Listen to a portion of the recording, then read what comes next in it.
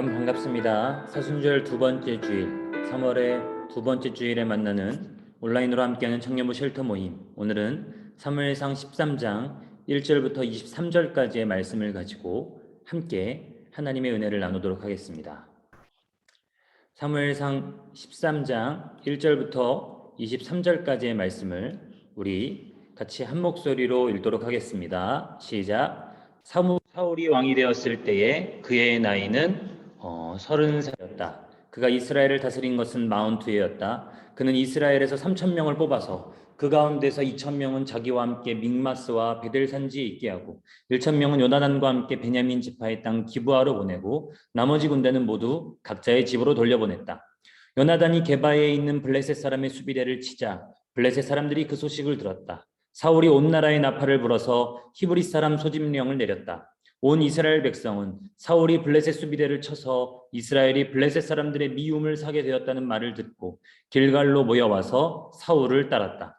블레셋 사람들도 이스라엘과 싸우려고 모였는데 병거가 3만에다가 기마가 6천이나 되었고 보병은 바닷가에 모래알처럼 많아서 셀 수가 없었다. 블레셋 군대는 베다웬의 동쪽 믹마스로 올라와서 진을 쳤다. 이스라엘 사람들은 자기들이 위급하게 되었다는 것과 군대가 포위되었다는 것을 알고는 저마다 굴이나 숲이나 바위 틈이나 구덩이나 웅덩이 속으로 기어들어가 숨었다. 히브리 사람들 가운데서 더러는 요단강을 건너 갓과 길르앗 지역으로 달아났다. 사울은 그대로 길갈에 남아 있었고 그를 따르는 군인들은 모두 떨고 있었다. 사울은 사무엘의 말대로 이레 동안 사무엘을 기다렸으나 그는 길갈로 오지 않았다. 그러자 백성은 사울에게서 떠나 흩어지기 시작하였다. 사울은 사람들을 시켜 번제물과 화목제물을 가지고 오라고 한 다음에 자신이 직접 번제를 올렸다. 사울이 막 번제를 올리고 나자 사무엘이 도착하였다. 사울이 나가 그를 맞으며 인사를 드리니 사무엘이 꾸짖었다. 임금님이 어찌하여 이런 일을 하셨습니까? 사울이 대답하였다. 백성은 나에게서 떠나 흩어지고 제사장께서는 약속한 날짜에 오시지도 않고 블레셋 사람은 믹마스에 모여들고 있었습니다. 이러다가는 제가 주님께 은혜를 구하기도 전에 블레셋 사람이 길갈로 내려와서 칠 것 같은 생각이 들어서 할 수 없이 번제를 드렸습니다. 사무엘이 사울에게 말하였다. 해서는 안 될 일을 하였습니다. 주 하나님이 명하신 것을 임금님이 지키지 않으셨습니다. 명령을 어기지 않으셨더라면 임금님과 임금님의 자손이 언제까지나 이스라엘을 다스리도록 주님께서 영원토록 굳게 세워주셨을 것입니다. 그러나 이제는 임금님의 왕조가 더 이상 계속되지 못할 것입니다. 주님께서 임금님께 명하신 것을 임금님이 지키지 않으셨기 때문에 주님께서는 달리 마음에 맞는 사람을 찾아서 그를 당신의 백성을 다스릴 영도자로 세우셨습니다. 사무엘이 일어나서 길갈을 떠나 베냐민 땅의 기브아로 올라갔다. 사울이 자기와 함께 있는 백성들을 세어보니 약 600명쯤 되었다. 사울과 그의 아들 요나단은 자기들과 함께 있는 백성들을 거느리고 베냐민 땅 게바에 머물고 있었고 블레셋 군대는 믹마스에 진을 치고 있었다. 블레셋 진영에서는 이미 특공대를 셋으로 나누어 습격하려고 출동하였다. 한 부대는 수알 땅 오브라 쪽으로 가고 다른 한 부대는 베토론 쪽으로 가고 나머지 한 부대는 스보임 골짜기와 멀리 광야가 내려다 보이는 경계선 쪽으로 떠났다. 당시 이스라엘 땅에는 대장장이가 한 명도 없었다. 히브리 사람이 칼이나 창을 만드는 것을 블레셋 사람들이 허용하지 않았기 때문이다. 이스라엘 사람들은 보습이나 곡괭이나 도끼나 낫을 베릴 일이 있으면 블레셋 사람에게로 가야만 하였다. 보습이나 곡괭이를 베리는 데는 3분의 2 세겔이 들었고 도끼나 낫을 가는 데는 3분의 1 세겔이 들었다. 그래서 전쟁이 일어났을 때에 사울과 요나단을 따라 나선 모든 군인의 손에는 칼이나 창이 없었다. 오직 사울과 그의 아들 요나단의 손에만 그런 무기가 있었다. 블레셋 군대의 전초 부대는 이미 믹마스 어귀에 나와 있었다. 아멘. 여러분, 코로나 확진자가 사상 최대치에 이르렀고요. 소식을 들어서 아시겠지만 저희 집에도 우리 가족들 중에서도 확진자가 나와서 정말 성큼 우리의 삶 가운데 더 많이, 더 가까이 들어온 것처럼 여겨집니다. 특별히 우리 사랑하는 청년들이 이 모든 위기 속에서도 건강을 잘 지키고 하나님의 은혜를 더욱더 간절하게 붙잡는 귀한 은혜의 사순절 기간이 될 수 있기를 주님의 이름으로 축복합니다. 함께 오늘 사무엘상 13장의 말씀을 더 풍성하게 나눌 수 있도록 여러분 먼저 우리 사무엘상 13장의 내용을 가지고 문단을 간단하게 나누도록 하겠습니다. 여러분들도 여러분들 각자의 그 내용에 따라서 문단을 나누셔도 되고 여러분들이 잠시 이 영상을 보기 전에 먼저 묵상하고 문단을 나누고 그렇게 여러분들이 읽고 해석할 수 있을 만큼 한 다음에 이 내용들을 같이 다뤄도 더 좋을 것 같습니다. 저는 개인적으로 사무엘상 13장을 보면서 이렇게 나눴습니다. 총 5군데로 나눴고 사실은 크게는 세 갈래로도 나눌 수 있을 것 같은데요. 사울의 통치, 그리고 사울의 통치가 1절과 2절로 되어 있고 이스라엘과 블레셋의 대치한 상황, 특히 블레셋에 겁먹은 이스라엘의 모습이 나오게 됩니다. 이걸 그래서 하나로 묶을 수도 있겠죠. 두 번째는 이 13장의 내용의 중심이라고 할 수 있는 사울과 사무엘의 대립입니다. 불순종한 사울과 그를 책망하는 사무엘의 내용이 가장 중심적으로 8절부터 15절 상반절에 이르기까지 되어 있죠. 그리고 나머지 15절 하반절과 18절 그리고 19절과 22절은 이스라엘과 블레셋에 여전히 대치하고 있는 모습을 보여주면서 또한 블레셋에 대항하는 사울의 군대 그리고 이스라엘의 그 당시 어떻게 그들의 군대가 구성되었고 그들의 무기가 어땠는지 그 현실을 보여주고 있습니다. 이렇게 저는 총 5문단으로 나눴고 크게는 3문단으로도 구분이 가능하겠다 싶습니다. 문단을 나누는 건 여러분들의 몫이고 여러분들이 본인이 이해할 수 있을 만큼 본인이 이해하기 쉬운 만큼 문단을 나누면 되는 것이기 때문에요. 제가 나눈 이 문단이 반드시 정답이라고는 할 수 없겠죠. 여러분들이 자발적으로 내용의 흐름에 따라 나눌 수 있기를 바랍니다. 그렇다면 사무엘상 13장 1절부터 23절의 핵심 단어는 무엇이 있을까요? 자주 등장하는 단어, 계속해서 나오고 많이 나오지 않더라도 이것이야말로 23장 전체를 설명할 수 있는 단어겠구나, 구절이겠구나 하는 것들을 여러분 찾아보면 되겠습니다. 저는 이스라엘, 히브리라는 단어들이 계속해서 등장하고 이에 정반대되는 대비되는 개념으로 이 블레셋, 이 전쟁에서 두 상대가 되겠죠. 블레셋이 등장하고 있음을 봅니다. 또한 사울과 요나단의 이름, 사무엘의 이름들도 자주 등장하게 되죠. 뿐만 아니라 그들이 두려워했다라는 부분들이 역시 이스라엘 백성들이 겁먹고 두려워하고 도망치고 있는 여러 가지 모습들을 아주 자세하게 설명하는 단어라고 할 수 있겠습니다. 사실은 이 구절은 2번밖에 등장하지 않았는데요. 사무엘의 입에서 주님께서 명하신 것을 왕께서, 임금님께서 지키지 않았다라는 이 표현은 2번밖에 등장하진 않지만 사무엘상 13장을 전체의 내용을 요약하기에 충분한 구절이라고 할 수 있겠죠. 이 외에도 여러분들이 직접 이 13장 내용들을 꼼꼼히 살펴보면서 반복되는 단어, 핵심적인 단어, 그리고 이것이 정말 전체의 내용을 표현하기에 아주 중요한 단어다 싶은 것들을 여러분 더 많이, 저보다도 더 많이 찾아낼 수 있기를 바랍니다. 그렇다면 여러분, 사무엘상 13장을 쭉 읽어가면서 여러분 질문들이 생길 만한 것들이 충분히 있습니다. 질문이 생겨야지 맞고요. 왜냐하면 사무엘상 13장에 사울의 불순종이 내려진 사무엘의 책망과 하나님의 심판은 사실 너무 가혹하다라는 생각까지 들 정도이거든요. 그렇기 때문에 바로 이 지점이 묵상의 포인트라고 할 수 있겠죠. 여러분 결코 말씀을 그대로 읽고 아 그렇구나 하고 넘기지 말고 이게 도대체 왜 그럴까? 왜 하나님은 사울에게 가혹하실까라는 것들을 우리가 좀 더 깊이 고민하고 질문한다면 더 풍성한 말씀을 묵상하는 시간들이 될 수 있을 겁니다. 먼저는 이게 사울의 통치 기간에 두 번째 일어났던 전쟁이라는 겁니다. 그가 사람들 앞에서 제비뽑기로 왕이 되고 나서, 하지만 누구도 그를 왕으로 인정하지 않았죠. 왕이라고 얘기했지만 여러분, 이스라엘의 이 당시의 왕은 우리가 생각하는 경복궁의 임금님이라고 생각하면 절대 안 됩니다. 우리가 이미 11장에 살펴봤던 것처럼 그는 소로 밭을 갈고 있었고 여호와의 영이 임했을 때 사람들을 모아서 전쟁을 일으키는, 한마디로 말해서 굉장히 느슨한 국가 체제에 왕권이 굉장히 약화되어 있는 왕이라고 할 수 있겠죠. 근데 그 블레셋과의 두 번째 전쟁을 지금 사울이 벌이고 있습니다.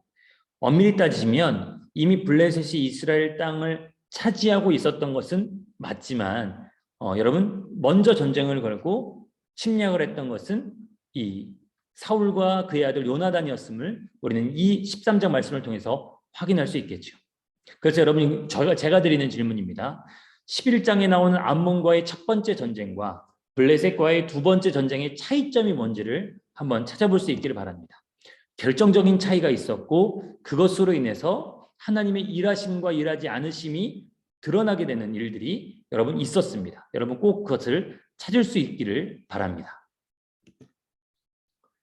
두 번째, 전쟁 대치 상황에서 백성들이 두려워하고 겁먹고 도망치고 있는 상황에서 사울은 사무엘을 기다리고 있었습니다. 그러나 약속한 날짜를 지키지 않아서 사무엘이 오지 않으니까 사울이 이때 본인이 직접 제사를 드리게 되었죠. 이게 왜 문제가 됐을까요, 여러분?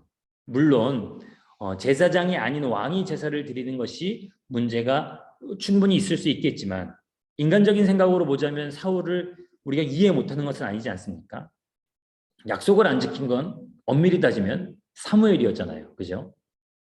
과연 이것이 왜 그럴까? 우리 다음 장에도 좀 다음 장에서 살펴보게 될 텐데요. 우리가 이 부분을 여러분 생각하고 묵상하면서 왜 그런지를 한번 찾아보는 그런 시도들도 필요할 것 같습니다. 자연스럽게 연결되는 건데요. 그 제사를 드리고 한 번의 불순종으로 인해서 사울의 왕위가 폐위가 될 것을 사무엘은 예언합니다. 그리고 하나님의 마음에 합한 한 사람, 나중에 우리가 알게 되지만 그것이 바로 다윗이 되겠죠. 그 다윗의 왕조가 영원히 설 것이라고 사무엘은 사울 앞에서 청천벽력 같은 소리를 하게 됩니다.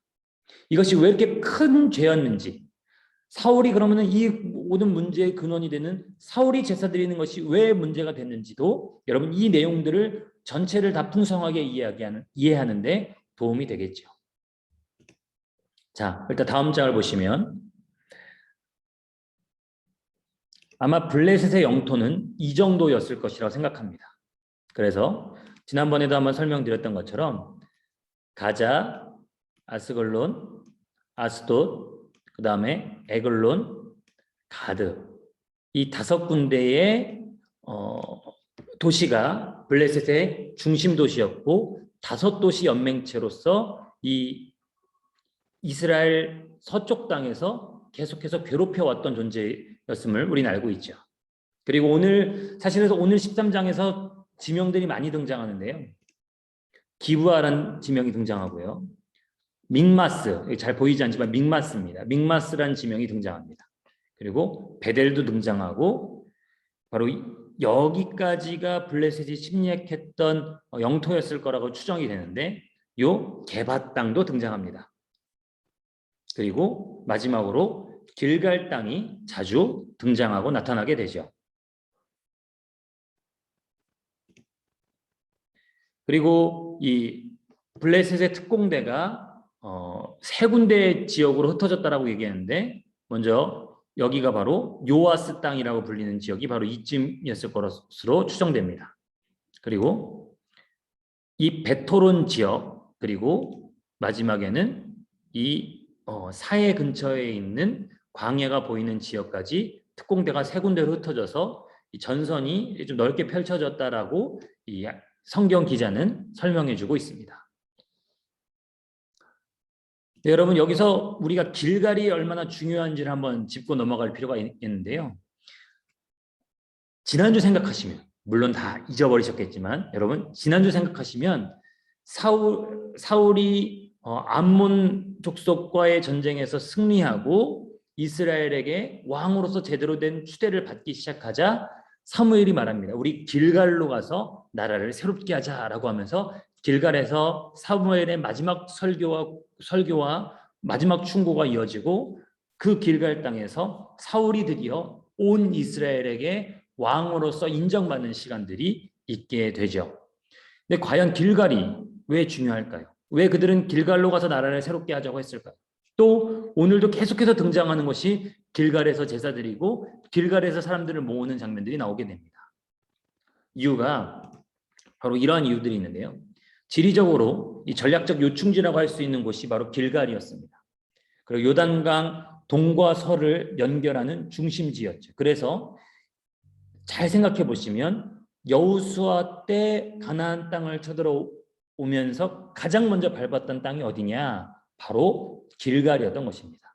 그곳이 전략적인 요충지였고 그곳이 요단강 동쪽에서 서쪽으로 건너오는 가장 핵심적인 지점이었고 여리고로 바로 진격할 수 있는 지점이었기 때문에 이 길갈 땅을 여호수아 때도 넘어왔고 이 사울 때에도 이 길갈 땅을 중심으로 블레셋과 전쟁을 하기 위해서 지금 전쟁이 진행되고 있는 것이죠. 뿐만 아니라 이스라엘의 신앙에 있어서 기념비적인 장소가 바로 길갈이었죠. 범람하는 요단강을 그들이 언약궤를 앞세워서 물로 밟고 모세가 홍해를 갈랐듯이 여호와의 언약궤가 여호수아 때 요단강을 가르는 그런 신앙적인 순종의 장소가 바로 이곳이었습니다. 그리고 동시에 이 길갈 땅으로 넘어와서 적군이 코앞에 있는데도 불구하고 그들은 모든 남자들이 할례를 받고 오랫동안 움직이지 않고 자신들의 목숨을 하나님께 내어 맡겼던 곳이 바로 길갈이었죠. 그래서 하나님은 이 길갈을 너무나도 소중하게 여기셨고 이스라엘 백성들도 이 길갈의 소중함을 잘 알고 있었습니다. 그렇다면 여러분 블레셋과 싸운 이유가 뭐였을까요? 이게 첫 번째 암몬과의 전쟁과 블레셋과의 전쟁의 차이점으로도 볼 수 있는데요. 암몬은 길르앗 야베스 바로 이 지역을 쳐들어와서 이 지역을 차지하려고 했을 때 그래서 전쟁이 일어났던 반면에 우리가 잘 13장을 살펴보시면 블레셋과의 전쟁에서 먼저 쳐들어갔던 쪽은 바로 사울 쪽이었습니다. 성경에 이유는 등장하지 않습니다. 이미 블레셋은 이스라엘을 침략하고 있었고 이미 마치 일본이 우리나라를 일제강점기 시절에 식민지 삼았듯이 마치 그런 것처럼 식민지를 삼았던 상황이었죠. 그래서 여러분 우리가 13장 19절부터 뒷부분을 보시면 대장장이를 둘 수 없었고 또 철기를 만질 수 없도록 제한을 걸었던 곳이 바로 블레셋이었습니다. 이스라엘 사람들이 이 땅에서 차지하고 살고 있었지만 사울을 왕으로 세웠지만 실질적인 지배자 같은 역할을 했던 것이 바로 블레셋이었던 거죠. 게다가 여러분 지금 동그라미 친 데를 보시면 다 하나같이 어디였냐면 주된 전쟁터가 베냐민 지파의 땅이었음을 우리는 볼 수 있습니다. 여러분 사울이 어느 지파 출신이었나요? 바로 베냐민 지파였죠. 그리고 이 베냐민 지파의 알토란 같은 땅들을 블레셋이 차지하고 있었죠. 블레셋 지파가 아니라 베냐민 지파 출신의 사울이 블레셋이 차지하고 있는 베냐민 지파 땅을 다시 탈환하기 위해서 전쟁을 벌였다면 먼저 침략했다면 물론 블레셋이 이미 점령하고 있었다고 손치더라도요. 그렇다면 그것은 과연 블레셋과의 전쟁을 통한 자기를 다시 한번 증명하고자 하는 그런 시도는 아니었을까? 여러분 감히 추측해 봅니다. 이게 가능한 게 제 추측이긴 하지만 이게 가능한 게요. 여러분 암몬과의 전쟁에서 시작할 때 어떤 일이 일어나냐면 여호와의 영이 그에게 강하게 임하였을 때 그가 이스라엘 전역의 군대를 모으고 싸워서 이기게 되었습니다. 여호와의 영이 충만하게 임하게 되었죠. 하지만 여러분 13장에서 전쟁하는 모든 과정 속에서 여호와의 영이 사울에게 임한 장면은 여러분 보이지가 않습니다. 이게 아주 결정적인 차이라고 할 수 있겠죠. 게다가 당시에는 우리가 생각하는 경복궁에 있는 임금님처럼 왕권이 강하지 않았었기 때문에 그야말로 흩어져 있는 이스라엘의 군대도 민병대 수준의 칼과 창을 갖고 있지 않고 곡괭이와 그 다음에 낫으로 지금 전쟁을 벌이고 있는 상황이었거든요. 그런 상황에서 이스라엘을 하나로 규합하고 자신의 왕권을 더욱더 강화하기 위해서는 이런 자기를 증명하고 자기의 능력을 사람들 앞에 드러내 보이는 전쟁이 필요했던 것은 아닐지 여러분 그렇게 추측할 수 있겠습니다. 그렇다면 여러분 사울의 불순종이 과연 그렇게 큰 죄였을까요? 한 번의 불순종을 하나님은 그렇게 강하게 질타하신 이유는 뭐였을까요? 이것은 하나님 나라의 특징이라고 할 수 있겠습니다. 하나님은 이미 신명기 17장에 이스라엘 백성들이 사무엘상에서 왕을 요구했던 것처럼 요구했던 것을 이미 예상하시고 알고 계셨기 때문에 신명기 17장을 통해서 왕권을 제안해 주셨습니다. 군대도 많이 갖지 말고 늘 율법책을 주야로 묵상하고 가까이 두고 그 다음에 막 아내도 만들지 말고 이런 왕권 자체를 늘 제안하는 말씀으로만 신명기 17장을 말씀하셨죠. 그리고 그에 상응하는 권한과 권력을 가진 존재로서 18장에 제사장이 등장합니다. 게다가 하나님께 기름 부음 받은 자의 마지막 세 번째 그 그룹이 바로 선지자 그룹이었죠. 왕, 제사장, 선지자. 마치 민주주의의 행정부, 입법부, 사법부의 삼권 분립이 있듯이 지금 하나님 나라 안에서는 이스라엘 안에서는 왕이 있었고 제사장 그룹이 있었고 선지자 그룹이 있었죠. 이 세 그룹이 서로를 견제하면서 특히 왕은 선지자가 전하는 하나님의 말씀에 절대적으로 순종할 것을 말씀하셔서 그렇게 사울이 하나님 위에 선 왕, 하나님이 다스리시는 나라, 하나님이 왕이 되신 나라 이스라엘의 대리왕이 아니라 자신이 직접 이스라엘을 다스리고자 하는 그 왕으로서 드러내려고 했던 사울의 그 모든 것들을 제한시키고자 하셨던 거죠. 그러나 지금 거기서부터 사울은 실패하고 있었던 것입니다. 게다가 그는 지금 여호와의 전쟁의 원리를 무시하고 있습니다. 여호와의 전쟁, 늘 군사도 숫자도 중요한 것이 아니고 무기의 강함도 중요한 것도 아니고 전략 전술의 탁월함도 중요한 것이 아니라 하나님께서 이스라엘을 이기게 하시는 그 여호와의 전쟁을 이미 사울은 경험했고 이미 사사시대의 수많은 그런 기적과도 같은 일들을 들어서 알고 있었음에도 불구하고 지금 그는 하나님을 온전히 신뢰하지 못하고 자신의 조급함에 휩싸여서 그렇게 제사를 드리고 있는 거죠. 게다가 그 당시 어떤 상황이었습니까? 사람들은 흩어지고 있었고요. 사무엘은 도착한 날짜가 되어도 오지 않고 있었고 블레셋은 지금 길갈 코앞에 닥쳐 있었던 것이죠. 사람들의 마음을 붙잡아 놓을 필요가 사울에게 있었던 것입니다. 그래서 누구를 위할 것인가? 바로 하나님을 위할 것인가? 아니면 사람을 위할 것인가의 그 선택에서 지금 사울은 사람을 선택하게 됐던 거죠. 그러나 여러분, 우리가 그렇구나 싶으면서도 충분히 이해할 수 있는 부분 아닙니까?